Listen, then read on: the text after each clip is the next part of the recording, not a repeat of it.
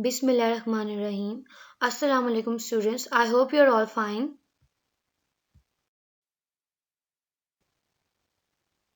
So class आज हम अपना न्यू चैप्टर स्टार्ट करने लगे हैं, चैप्टर नंबर 12 साउंड वेव्स। और जो टॉपिक्स आज हमने स्टडी करने हैं वो हैं sounds all around, sounds and vacuum, vibration and sound waves, waves of energy. First topic is sounds all around. Some sounds are natural, such as sound of thunder, and some sounds are man-made, such as the sounds formed by the talking of people. But other sounds are noise, such as sound of traffic, aircraft flying overhead, or machines in factory. Sounds produce जब होती हैं तो वो vibrations form करती हैं जो कि movement produce करती हैं बैकवर्ड और फॉरवर्ड्स। और जब साउंड वेव्स जनरेट होती हैं तो उसकी वजह से जो एयर होती है उसमें प्रेशर जनरेट हो रहा होता है और वो प्रेशर मूव करता है सब डायरेक्शंस में। जैसे कि इस पिक्चर में आपको नजर आ रहा है कि जब एक ट्यूनिंग फॉर्क को हम वाइब्रेट करते हैं और उसको डिप कर रहे हैं एक ग्लास ऑफ वाटर के अंदर, तो उसके अंदर साउंड वेव्स की वजह से वो जो वाटर वेव्स हैं वो वाइब्रेट कर रही हैं, जिसकी वजह से वाटर में स्प्लैशेस प्रोड्यूस हो रहे हैं और वाटर के पार्टिकल्स ड्रॉप्स आपको बाहर की तरफ मूव करते हुए नजर आ रहे हैं। साउंड एक ऐसी फॉर्म ऑफ एनर्जी है जो कि हर मीडियम से ट्रेवल कर सकती है एक्सेप्ट थ्रू एम्प्टी स्पेस, जैसे कि vacuum. For example, astronauts on the moon use radios to speak to each other. Astronauts जब मून पे जाते हैं तो वो एक दूसरे से बात करने के लिए रेडियोज यूज करते हैं, क्योंकि जो मून की इन्वायरमेंट है उसमें एयर या कोई भी मीडियम प्रेजेंट नहीं है, जिसकी वजह से साउंड किसी भी तरह वहां पे ट्रेवल या मूव नहीं कर सकती। तो एस्ट्रोनॉट्स को रेडियोज यूज करने पड़ते हैं।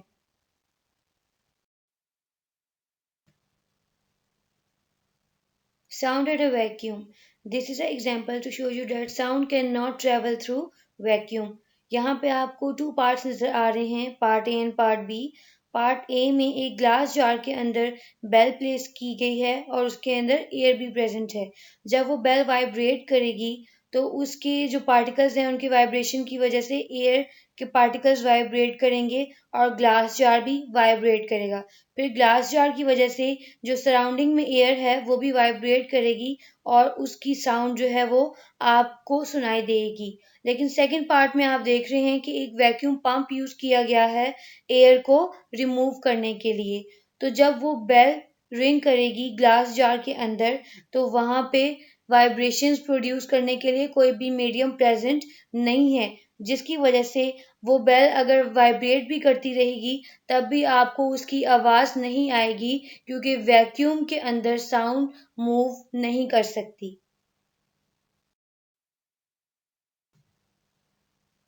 Vibration and sound waves.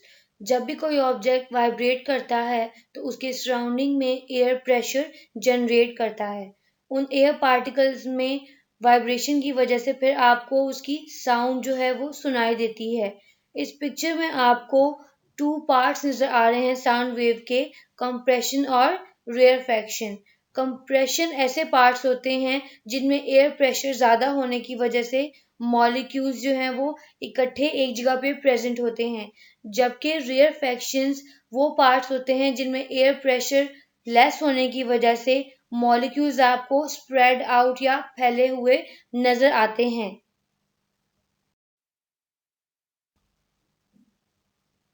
Waves of energy. यहाँ पे हमारे पास टू टाइप ऑफ वेव्स हैं, transverse waves and longitudinal waves. Transverse waves में जो मीडियम के पार्टिकल्स हैं वो राइट एंगल पे मूव कर रहे होते हैं डायरेक्शन ऑफ वेव्स के, यानी कि 90 डिग्री पे। For example, bobbing up and down of water molecules. लेकिन लॉन्गिट्यूडनल वेव्स में जो मीडियम के पार्टिकल्स होते हैं वो पैरेलल मूव कर रहे होते हैं डायरेक्शन ऑफ वेव्स के, यानी कि सेम डायरेक्शन में। तो लॉन्गिट्यूडनल वेव की एग्जांपल आपको नजर आ रही है कि एक स्ट्रिंग है, जब उसको एक साइड से आप प्लग करेंगे तो उसकी जो कॉइल है उसकी मोशन उसी डायरेक्शन में होगी जिस डायरेक्शन में वेव ट्रेवल कर रही है। लेकिन ट्रांसफर वेव्स में जो उसकी मूवमेंट होगी वो up and down right angle पे होगी। Now move on to questions. Question number 1. What do sound and light have in common? Sound और लाइट दोनों ऐसी फॉर्म्स ऑफ एनर्जी हैं जो कि वेव्स की फॉर्म में ट्रैवल करती हैं। Question number 2.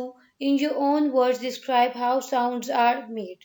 साउंड्स किसी भी चीज़ की मूव या फिर वाइब्रेट करने की वजह से प्रोड्यूस होती हैं और इस रैपिड बैकवर्ड और फॉरवर्ड मूवमेंट की वजह से ये जो सराउंडिंग एयर है उसमें प्रेशर को चेंज करती है।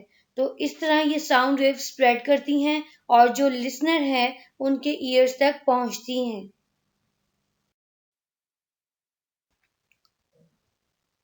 Question number 4.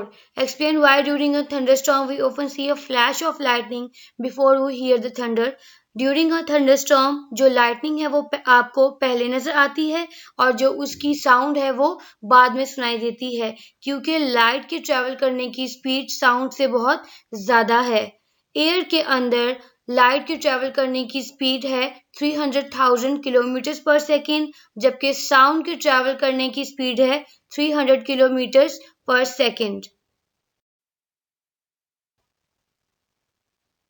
अब तक के लिए आपके यही टॉपिक्स थे, इनको आपने स्टडी करना है और जो क्वेश्चंस करवाए गए हैं उनको अपनी नोटबुक पे नोट करके उनकी पिक्चर सेंड करनी है व्हाट्सएप ग्रुप में और वहां से आपका होमवर्क चेक कर लिया जाएगा।